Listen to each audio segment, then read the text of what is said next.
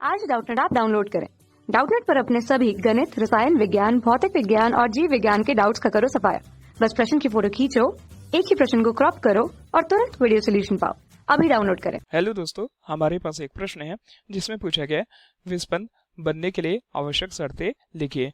तो आइए पहले हम एक चित्र की मदद से यह समझेंगे कि विस्पंद होता क्या है और विस्पंद बनने के लिए आवश्यक शर्तें कौन कौन सी होती है। तो इस चित्र में विस्पंद का बनना दर्शाया गया है।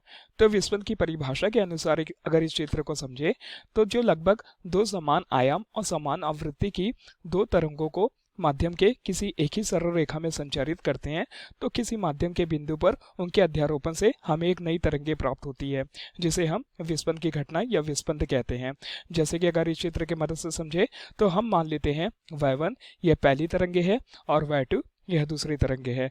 दोनों तरंगों के जो आयाम है वह समान है। आयाम मतलब सरल रेखा के ऊपर व नीचे की ओर विस्थापन। जैसे कि इस तरंगों में हमें ऊपर की ओर का विस्थापन और नीचे की ओर का विस्थापन यानी कि आयाम समान प्राप्त हो रहे हैं। इसी प्रकार यह y2 जो तरंग है इसमें भी ऊपर की ओर का विस्थापन व नीचे की ओर का विस्थापन हमें समान प्राप्त होगा यानी कि आयाम समान प्राप्त होंगे।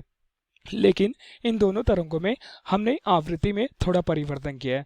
जैसे कि n1 जो तरंगे है इन तरंगों की आवृत्ति को हमने 70 हर्ट्ज रखा है और n2 तरंगों की आवृत्ति को हमने 60 हर्ट्ज रखा है। यानी कि आवृत्ति में हमने परिवर्तन 10 हर्ट्ज का रखा है। तभी जब दोनों तरंगे किसी माध्यम के बिंदु पर अध्यारोपित होगी यानी कि एक दूसरे के साथ मिलेगी तो हमें जो नई तरंगे प्राप्त होगी वह एक प्रकार की विस्पंद की घटना को दर्शाएगी। जैसे कि y1 और y2 मिलने से हमें नई तरंगे प्राप्त हो रही है जिसे हम y बोल सकते हैं। अर्थात y1 प्लस y2 के अध्यारोपण से हमें नई तरंगे प्राप्त हुई, इसे हम विस्पंद की तरंगे कहेंगे। तो विस्पंद की तरंगों को ध्यान से देखने पर हमें यह पता चलता है कि यह तरंगे कहीं पर उतार और चढ़ाव की स्थिति में प्राप्त होती है। जैसे कि 0.1 सेकंड के मध्य की स्थिति को जाने तो हमें कहीं पर शुरू में चढ़ाव की स्थिति प्राप्त हो रही है और कहीं पर हमें उतार की स्थिति प्राप्त हो रही है। इसी प्रकार 0.1 सेकंड से लेकर 0.2 सेकंड के मध्य की स्थिति में हमें पहले चढ़ाव से धीरे धीरे उतार की स्थिति प्राप्त हो रही है, जैसे कि हमें चित्र के माध्यम से पता चल रहा है।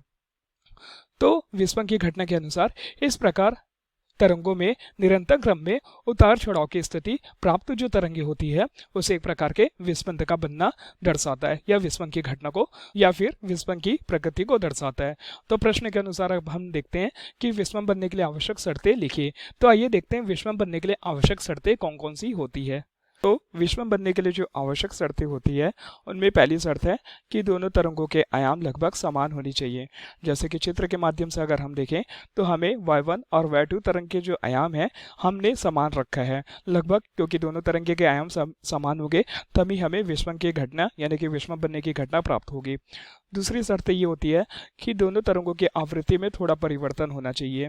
दोनों तरंगों की आवृत्ति में अगर थोड़ा परिवर्तन तो हमने देखा जैसे कि y1 तरंगों की आवृत्ति हमने 70 हर्ट्ज रखी और y2 तरंगों की आवृत्ति हमने कितनी रखी, हमने 60 हर्ट्ज रखी। अर्थात दोनों तरंगों में कितना परिवर्तन है, आवृत्ति का 10 हर्ट्ज का परिवर्तन है।